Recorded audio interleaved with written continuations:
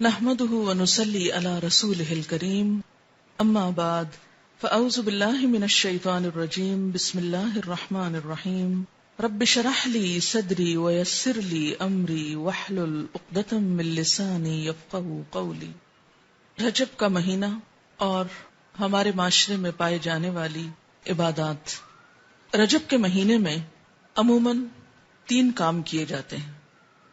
ایک تو 27ویں کی رات کو جاگا جاتا ہے، پھر اگلے دن روزہ رکھا جاتا ہے، رات کو جاگ کر عبادت کی جاتی ہے، اور اس کی وجہ یہ بتائی جاتی ہے کہ اس رات حضور اکرم صلی اللہ علیہ وسلم معراج پر تشریف لے گئے، اور روزہ اسی مناسبت سے ایک فضیلت کا کام سمجھ کر رکھا جاتا ہے۔ تیسری چیز جو اس مہینے میں عام ہے وہ کونڈے کرنا ہے، جن کو امام جعفر رحمت اللہ علیہ کے نام سے منسوب کیا جاتا ہے۔ آج ہم ان تینوں چیزوں کا جائزہ لیں گے کہ ان کی حقیقت کیا ہے اور اس بارے میں ہمارا طرز عمل کیا ہونا چاہیے۔ رات کی عبادت، دن کا روزہ شب معراج کی نسبت سے، اور 22 رجب کو کونڈے کرنا امام جعفر کی نسبت سے۔ ان چیزوں کا جائزہ لینے سے پہلے یہ بات ہم اپنے ذہن میں پھر سے دہرا لیں کہ دین دراصل وہ دین ہے جو اللہ سبحانہ و تعالی نے ہم کو دیا ہے، جو محمد صلی اللہ علیہ وسلم کے ذریعے ہم تک پہنچایا گیا۔ قرآن پاک اس کے بارے میں فرماتا ہے، الیوم اکملت لکم دینکم واتممت علیکم نعمتی وردیت لکم الاسلام دینا۔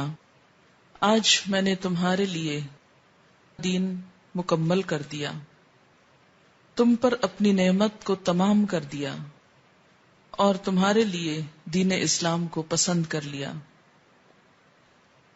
اس سے یہ بات پتہ چلتی ہے کہ دین نبی اکرم صلی اللہ علیہ وسلم کے زمانے میں ہی مکمل ہو گیا تھا۔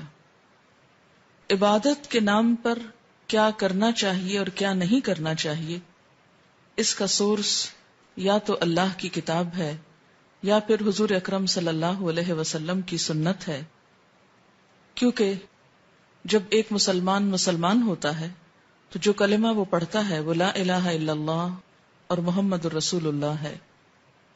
دین کے نام پر جو کام بھی ہم کریں گے اس کی اتھارٹی انہی 2 ہستیوں کی طرف سے ملنی چاہیے۔ ان کے بعد کسی انسان کو یہ حق حاصل نہیں، خواہ وہ کتنا بھی بڑا عالم کیوں نہ ہو، کتنا بھی ذہین کیوں نہ ہو، کتنا بھی سمجھدار کیوں نہ ہو، کہ وہ دین کے نام پر کوئی اور چیز انٹروڈیوس کرائے، کسی اور چیز کو رواج دے۔ اگر یہ حق دے دیا جائے تو دین میں طرح طرح کی نئی باتیں شامل ہو جائیں جو اصل دین کی جگہ لے لیں گی، اور دین کے نام پر بہت سا انتشار، اختلاف اور باہم عداوت جنم لے گی۔ یہ 3 عبادات، رات کا جاگنا، دن کا روزہ، اور اس کے بعد 22 رجب کو امام جعفر صادق کے نام پر کچھ پکانا اور دینا، یہ تمام چیزیں حضور صلی اللہ علیہ وسلم کے دور میں موجود نہیں تھیں۔ 27 رجب کی رات، جسے عموماً شب معراج کہا جاتا ہے، اس میں آپ صلی اللہ علیہ وسلم کو اگر معراج نصیب ہوئی، اگر کا لفظ میں اس لیے بول رہی ہوں کہ اس تاریخ میں بھی اختلاف ہے، سال میں بھی اختلاف ہے، اس کا ذکر میں بعد میں کروں گی۔ اگر آپ کو معراج نصیب ہوئی بھی اس رات میں، تو آپ صلی اللہ علیہ وسلم نے اسی رات جو مخصوص عبادت کی، اس کے بعد کبھی بھی ہر سال 27 رجب کو کوئی خاص عبادت نہیں کی، نہ ہی صحابہ کرام نے کبھی 27 رجب کی رات کو کوئی شب بیداری کی یا اس کی کوئی فضیلت بتائی۔ اسی طرح جہاں تک روزے کا تعلق ہے تو روزہ بھی سنت سے ثابت نہیں ہے، عزت افزائی کی جاتی۔ تو اس سے کیا پتہ چلتا ہے کہ اس رات میں شب بیداری اور اس دن میں روزے کی کوئی حقیقت نہیں۔ اسی طرح جہاں تک امام جعفر کے نام پر جو کنڈے دیے جاتے ہیں، تو بات یہ ہے کہ یہ تاریخ نہ تو امام جعفر رحمت اللہ علیہ کی پیدائش کی ہے اور نہ ہی آپ کی وفات کی ہے، لہذا ان کی طرف اس کی نسبت کا کوئی ثبوت ہی نہیں ملتا یا جواز ہی نہیں ملتا۔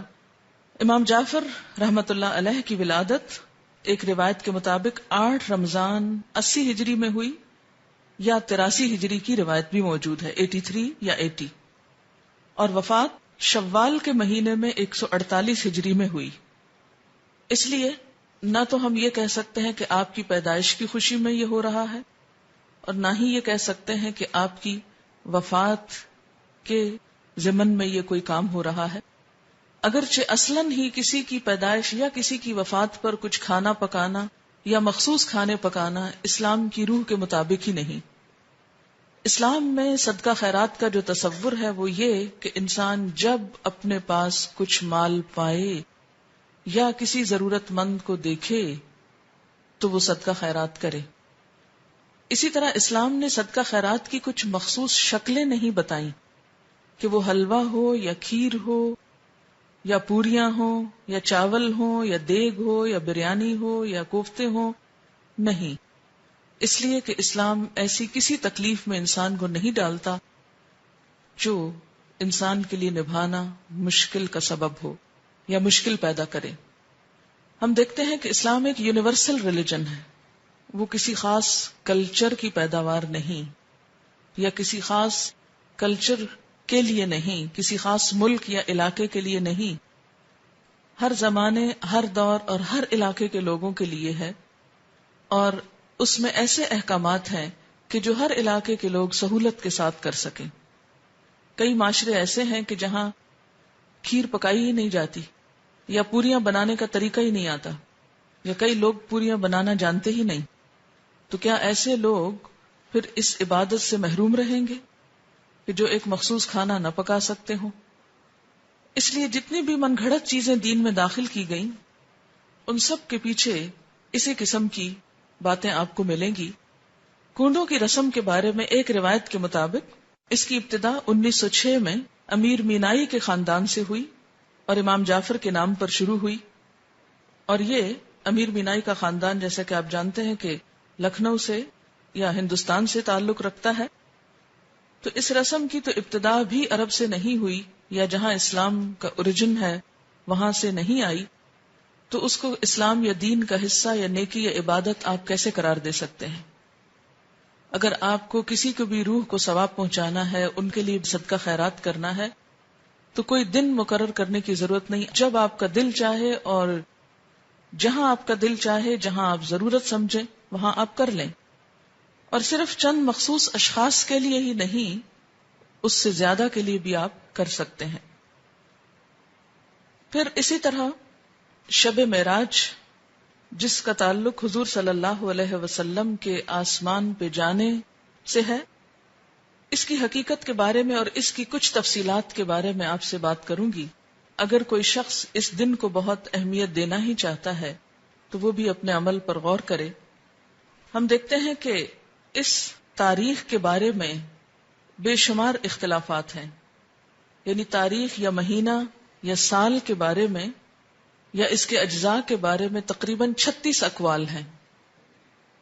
بعض کے خیال میں یہ ربیع الاول میں ہوئی، بعض نے رمضان کا مہینہ قرار دیا، بعض نے ہجرت سے 1 سال پہلے، بعض نے 1 سال 6 ماہ کہا، بعض نے 1 سال 5 ماہ کہا، کسی نے 1 سال 2 ماہ کہا، کسی نے 3 ماہ کہا، کسی نے 1 سال 4 ماہ کہا، یعنی بے شمار اقوال ہیں اس کے بارے میں۔ ایسا کیوں ہے کہ ایک اتنا بڑا واقعہ ہوا اور اس کی تاریخ بھی صحیح معلوم نہیں؟ تو اس کی بنیادی وجہ کیا ہے؟ اس کی بنیادی وجہ یہ ہے کہ اسلام کے دور اول میں لوگوں کو تاریخوں سے زیادہ دلچسپی نہیں تھی، وہ تاریخیں صرف یاد رکھتے تھے حج کی یا رمضان کی، جس میں مخصوص عبادات کرنا ہوتی تھی۔ اس کے علاوہ کون کس دن فوت ہوا، کس دن پیدا ہوا، یہ چیزیں ان کے نزدیک کچھ بہت اہمیت کی حامل نہیں تھی، یا کون سا واقعہ کس دن ہوا، وہ واقعے کو تو دیکھتے تھے، اس کی روح کو تو دیکھتے، لیکن اس کی تاریخ ان کے نزدیک ایک غیر اہم چیز تھی، کیونکہ ان کے ہاں دن منانے کا رواج ہی نہیں تھا. صحابہ کرام کے اندر ہمارے معاشرے کی طرح دن منانا، اینیورسریز اور اسی طرح برسی اور ولادت کے دن، یہ تمام چیزیں اس کلچر کا حصہ نہیں تھی، یعنی اسلامی کلچر کا. بیسیکلی اسلام میں جو اہم دن ہیں جیسے عیدیں ہیں یا مہینے ہیں، رمضان اور حج کا مہینہ ہے، یا اسی طرح کچھ اور مہینوں کی فضیلت ہے جیسے محرم کے روزوں کی فضیلت ہے، یا ذوالحج کے ابتدائی عشرے کے روزوں کی فضیلت ہے، یا شعبان کے روزوں کی فضیلت ہے، یا ہر مہینے 3 دن ایام 20 کے روزے کی بات آئی ہے. یہ دن تو شریعت نے خود مقرر کر دیے، لیکن اس کے علاوہ باقی چیزیں بعد کے دور میں پیدا ہوئیں. ان کو دین کا حصہ بنا لینا اور ان کے اوپر اس طرح پابندی سے عمل کرنا جیسے نماز کی پابندی کی جاتی ہے، تو یہ دین میں نئی روایات پیدا کرنے کے برابر ہوگا. اگر ہم ایک مشہور روایت کے مطابق مان ہی لیں کہ یہ رات معراج کی رات ہے، تو آئیے دیکھتے ہیں کہ معراج کی رات میں آپ صلی اللہ علیہ وسلم کو کیا کچھ دکھایا گیا. آپ نے بنیادی طور پر اچھے اور برے کام کرنے والوں کے انجام دیکھے. تو احادیث کی کتابوں میں معراج کے بارے میں جو کچھ ملتا ہے اس کی تفصیل آپ کے سامنے رکھوں گی تاکہ اس سے ہم کچھ سبق لیں، کیونکہ وہ ایک سبق آموز واقعہ ہے. اور ان اعمال سے بچیں جن پر سزا آپ صلی اللہ علیہ وسلم نے دیکھی اپنی آنکھوں سے، اور وہ کام کریں جن پر جزا آپ صلی اللہ علیہ وسلم نے اپنی آنکھوں سے دیکھی. قرآن پاک میں اللہ سبحانہ وتعالی نے فرمایا، سبحان الذی اسری بعبدہ لیلا من المسجد الحرام الى المسجد الاقصى الذی بارکنا حولہ لنریہ من آیاتنا انہ هو السمیع البصیر. سورۃ بنی اسرائیل.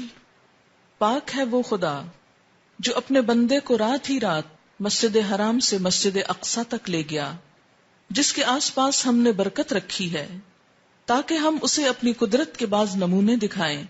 یقیناً اللہ تعالیٰ ہی خوب سننے والا اور دیکھنے والا ہے. ان آیات میں جس واقعے کی طرف اشارہ ہے وہ واقعہ اسراء کے نام سے مشہور ہے. اسراء کا لفظی معنی ہے رات کو سفر کرنا، رات کو چلنا. اس میں بنیادی طور پر مسجد حرام سے مسجد اقصی تک جانے کی بات ہے. احادیث کی کتابوں سے پھر مسجد اقصی سے آگے آسمانوں تک جانے کی بات ہے. اس سفر کا مقصد کیا تھا؟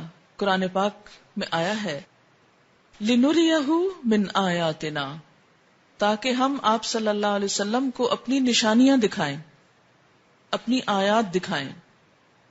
تو پھر اگر ہم مانیں کہ معراج رجب میں تھی اور اس رات میں تھی، تو اصل چیز تو پھر وہ واقعہ ہے جو پیش آیا. اور پھر واقعہ میں بھی صرف واقعہ نہیں، اس کا مقصد کہ کیوں یہ واقعہ پیش آیا. اور وہ واقعے کا مقصد کیا ہے؟ لِنُرِيَهُ مِنْ آیاتنا، تاکہ ہم آپ صلی اللہ علیہ وسلم کو اپنی نشانیاں دکھائیں. آپ نے دیکھی، ہم کو بتائیں. ہم کو بھی دیکھنی چاہیے کہ آپ نے کیا دیکھا، ہم کو معلوم ہونا چاہیے. اسی طرح سورۃ النجم میں اس واقعے کی طرف کچھ اشارہ ملتا ہے. وَالنَّجْمِ إِذَا هَوَى مَا ضَلَّ صَاحِبُكُمْ وَمَا غَوَى وَمَا يَنطِقُ عَنِ الْهَوَى إِنْ هُوَ إِلَّا وَحْيٌ يُوحَى عَلَّمَهُ شَدِيدُ الْقُوَى ذُو مِرَّةٍ فَاسْتَوَى وَهُوَ بِالْأُفُقِ الْأَعْلَى ثُمَّ دَنَا فَتَدَلَّى فَكَانَ قَابَ قَوْسَيْنِ أَوْ أَدْنَى فَأَوْحَى إِلَى عَبْدِهِ مَا أَوْحَى مَا كَذَبَ الْفُؤَادُ مَا رَأَى أَفَتُمَارُونَهُ عَلَى مَا يَرَى وَلَقَدْ رَآهُ نَزْلَةً أُخْرَى عِندَ سِدْرَةِ الْمُنْتَهَى عِندَهَا جَنَّةُ الْمَأْوَى إِذْ يَغْشَى السِّدْرَةَ مَا يَغْشَى مَا زَاغَ الْبَصَرُ وَمَا طَغَى لَقَدْ رَآى مِنْ آيَاتِ رَبِّهِ الْكُبْرَى. ان آیات میں آپ صلی اللہ علیہ وسلم کے آسمانوں کی طرف جانے کا اور وہاں پر سدرۃ المنتہا اور اس کے آس پاس کی چیزوں کو دیکھنے کا اشارہ ملتا ہے. اور اس کے بھی آخر میں جو بات فرمائی گئی وہ کیا ہے؟ لقد رأى من آیات ربہ الکبریٰ. آپ صلی اللہ علیہ وسلم نے دیکھی کیا؟ اپنے رب کی بڑی بڑی نشانیاں. اور آپ کو معراج کیوں کروائی گئی تھی؟ آسمانوں پہ کیوں لے جایا گیا؟ یہ سب منظر کیوں دکھایا گیا؟ تاکہ آپ عین الیقین کچھ حقائق کو ملاحظہ فرمائیں اور پھر واپس آ کر لوگوں کو بتائیں اور لوگ ان سے فائدہ اٹھائیں. اس کا ترجمہ ہے، قسم ہے ستارے کی جب وہ جھکے کہ تمہارے ساتھی نے نہ راہ گم کی ہے اور نہ ٹیڑھی راہ پر ہے اور نہ اپنی نفسانی خواہش سے کوئی بات کہتے ہیں. یعنی یہ پہلے ہی وضاحت کر دی گئی کہ آپ اپنی کوئی من گھڑت دل کی باتیں نہیں کرتے. وہ قرآن تو صرف وہی ہے جو اتاری جاتی ہے، اسے پوری طاقت والے فرشتے نے سکھایا ہے جو زور آور ہے. وہ سیدھا کھڑا ہو گیا اور وہ بلند آسمان کے کناروں پر تھا، یعنی فرشتہ. پھر نزدیک ہوا اور اتر آیا، پس 2 کمانوں کا فاصلہ رہ گیا، بلکہ اس سے بھی کم. پس اس نے خدا کے بندے کو پیغام پہنچایا جو بھی پہنچایا. جو دیکھا اس میں پیغمبر کے دل نے جھوٹ نہیں کہا. کیا تم جھگڑا کرتے ہو اس پر جو پیغمبر دیکھتے ہیں؟ اسے تو ایک مرتبہ اور دکھایا تھا، یعنی اللہ تعالیٰ نے ایک اور مرتبہ بھی دکھایا تھا. کہاں؟ سدرۃ المنتہا کے پاس. وَلَقَدْ رَآهُ، اور البتہ تحقیق اس نے یعنی آپ صلی اللہ علیہ وسلم نے دیکھا تھا اس کو یعنی جبریل کو. کہاں؟ نزلۃ اخرى، ایک اور مرتبہ. کہاں؟ عند سدرۃ المنتہا، سدرۃ المنتہا کے پاس. اسی کے پاس جنت المأویٰ ہے. جبکہ سدرہ کو چھپائے جا رہی تھی وہ چیز جو چھپا رہی تھی، نہ تو نگاہ بہکی نہ حد سے بڑھی. یقیناً اس نے یعنی آپ صلی اللہ علیہ وسلم نے اپنے رب کی بڑی بڑی نشانیوں میں سے بعض نشانیاں دیکھی تھی. یہ تو ہے قرآن کا بیان، لیکن باقی تفصیلات کہ وہ نشانیاں کیا تھیں، قرآن نے صرف کیا ذکر کیا کہ نشانیاں دیکھی. وہ نشانیاں کیا تھیں وہ احادیث کی کتابوں میں ہیں. اب ان کے بارے میں تھوڑی سی روایات میں آپ کے سامنے پڑھوں گی، اور اس کی روشنی میں ہمیں معراج اور رجب کو دیکھنا چاہیے اور اپنے اعمال کی طرف نظر کرنی چاہیے. صحیح بخاری میں حضرت انس بن مالک سے مروی ہے کہ معراج والی رات میں جب کہ بیت اللہ شریف سے آپ کو بلایا گیا، آپ کے پاس 3 فرشتے آئے جبکہ آپ سو رہے تھے. ان میں سے اگلے نے پوچھا کہ ان سب میں سے کون ہیں؟ درمیان والے نے جواب دیا کہ یہ سب سے اچھے ہیں. تو سب سے آخر والے نے کہا بس پھر ان کو لے چلو. یعنی آپ اور لوگوں کے قریب سوئے ہوئے تھے، اسی لیے فرمایا کون ہے، پہچان کے پھر آپ کو لے چلے. اس رات میں صرف اتنا ہی ہوا، آپ نے انہیں دیکھا نہیں. دوسری رات پھر یہ تینوں آئے، اس وقت بھی آپ سو رہے تھے، لیکن آپ کا سونا اس طرح کا تھا کہ آنکھیں سو رہی تھیں اور دل جاگ رہا تھا. تمام انبیاء کی نیند ایسی ہی ہوتی ہے. اس رات انہوں نے آپ سے کوئی بات نہیں کی اور آپ کو اٹھا کر زمزم کے پاس لٹایا. سینہ گردن تک خود جبریل علیہ السلام نے اپنے ہاتھ سے چاک کیا. یہ شق صدر کا واقعہ دوسری مرتبہ ہوا، ایک مرتبہ بچپن میں بھی. اور سینہ اور پیٹ کی تمام چیزیں نکال کر انہیں اپنے ہاتھ سے زمزم کے پانی سے دھویا. جب خوب پاک صاف کر چکے تو آپ کے پاس ایک سونے کا تشت لایا گیا جس میں سونے کا ایک بڑا پیالہ تھا جو حکمت اور ایمان سے پر تھا. اس سے آپ کے سینے کو اور گلے کی رگوں کو پر کر دیا، پھر سینے کو سی دیا. اس دور میں تو یہ بات جب آپ نے بتائی تو لوگوں کے ایمان ہل گئے اور لوگوں کو سمجھنے بھی مشکل ہو گئی. اگر اس دور کے لوگوں کو یہ بتایا جاتا کہ 1400 سال بعد کچھ لوگ ایسے پیدا ہوں گے جو عام انسانوں کے بھی سینے چیر کر ان کے دل نکال کر بدلیں گے، تو ان کے ایمان شاید متزلزل ہو جاتے اور کوئی یقین نہ کرتا. آج اگر انسان نے یہ مہارت حاصل کر لی ہے تو فرشتوں کے لیے یہ کام آخر کیوں مشکل ہے جو زمین سے آسمان اور آسمان سے زمین تک آتے جاتے ہیں. مسلم کی روایت ہے کہ پھر آپ کے پاس ایک تیز رفتار سواری لائی گئی جس کا نام براق تھا، جو صحیح معنوں میں برق رفتار تھا. منتہائے نظر پر ایک قدم رکھتا تھا، یعنی اس کا ایک قدم کہاں ہوتا تھا؟ کہ جہاں نگاہ جا کے ٹکتی تھی ایک یہاں اور ایک وہاں، یعنی اتنا تیز رفتار.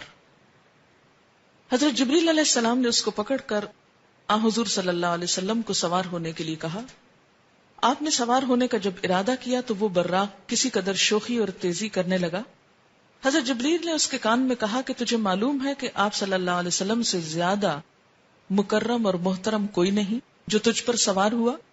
یہ سن کر براق ارق ارق اور پسینہ پسینہ ہو گیا. اب یہ ترمذی کی روایت ہے، لہذا یہ مختلف کتابوں کی روایات کا مجموعہ ہے. جہاں جہاں جو آئے گی روایت اس کتاب کا نام بھی میں کوٹ کرتی جاؤں گی تاکہ کبھی آپ کو ریفرنس کے لیے دیکھنا ہو تو دیکھ سکیں. آپ صلی اللہ علیہ وسلم اس پر سوار ہو گئے. حضرت جبریل آپ کے رفیق اور ہم رکاب ہوئے. امام بہقی نے حضرت ابن عباس سے بیان کیا ہے کہ رسول اللہ صلی اللہ علیہ وسلم نے فرمایا، شب معراج میں ایک مقام سے مجھے نہایت ہی اعلیٰ اور مست خوشبو آنے لگی. میں نے پوچھا یہ خوشبو کیسی ہے؟ جواب ملا کہ فرعون کی لڑکی کی مشاطہ کہتے ہیں جو کنگھی کرتی، جیسے پارلر میں کام کرنے والی جیسے لڑکیاں ہوتی، تو اس کے دربار میں یہ ایک بیوٹیشن تھی، وہ سمجھیں، یا مشاطہ، اور اس کی اولاد کے محل کی ہے. فرعون کی شہزادی کو کنگھی وغیرہ کرتے ہوئے اس کے ہاتھ سے اتفاقاً کنگھی گر پڑی تو اس کی زبان سے بے ساختہ بسم اللہ نکل گیا. اس پر شہزادی نے اس سے کہا، اللہ تو میرا باپ ہی ہے. فرعون کہتا تھا نا انا ربکم الاعلی، میں تمہارا بڑا